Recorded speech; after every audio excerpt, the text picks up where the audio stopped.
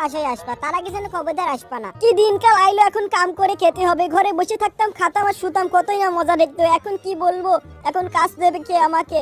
আর এখানে বসে থাকি, বসে থেকে থেকে বাসায় চলে যাব। আরে পেটেতে গুড়গুড় করছে, খিদে লেগেছে। যাই হোক, এই আচারদের রুটিটা খায়ালই, পরে দেখা যাবে যাহাই হোক। চম্পা আমার কথা কত ভাবে, আমাকে কাজে পাঠিয়েছে, তারপরেও আমার জন্য খাবার দিয়েছে। এই রুটি দিয়ে আচারটা মজা করে খাই। রাজু, তুমি এখানে বসে আছো কেন, কাজে না গিয়ে? চম্পা, আমাকে কি কাজ দেয়নি? তাহলে বাসায় চলো, বাসার সব কাজ করবে। আরে আরে দাঁড়াও চম্পা, চলে যাচ্ছ কেন? চম্পা শোনো, তোমার একটা কাজ করতে হবে না, আমি তোমার সব কাজ করে দেবো বাসার। তুমি শুধু আমাদের বাইরে কাজ করতে বইলো না। মাথা মুঠা কোথাকার। এই মদনা, কি খাইতেছিস? মদনা, একটা কথা জানিস, অনেকদিন ভালো মন্দ খাওয়া হয় না, আর আজ সকাল থেকে কিছু খাওয়া হয়নি। মোটা বোন, এই খাবার একটু লবণ কম, তুমি খেতে পারবা না। আরে তাহলে তো ভালো, আমি তো লবণ খাই না। শুধু লবণ না, এতে ঝাল বেশি আছে, দেখছো না কতগুলো ঝাল, তুমি খেতে পারবা না। আমি তো ঝাল বেশিই খাই।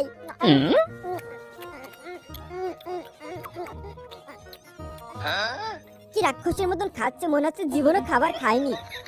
মদনা, খাবারটা অনেক টেস্টি হয়েছে, তুই তো বললি ঝাল হয়েছে খুব, ঝাল তো হয়নি বেশি। তুমি কি একাই সব খেয়ে নেবে? আমার জন্য একটু দিয়ে দাও। এইসব খাবার তো তুই প্রতিদিনই খাস, তুই আর একদিন খেয়ে নিস। আরে তরকারি তো ফুরিয়ে গেল, এখন কি করব? এই দেখ, তরকারি একটু নাই। একটা কাজ করি, এই আচারটা দিয়ে খাই আমি।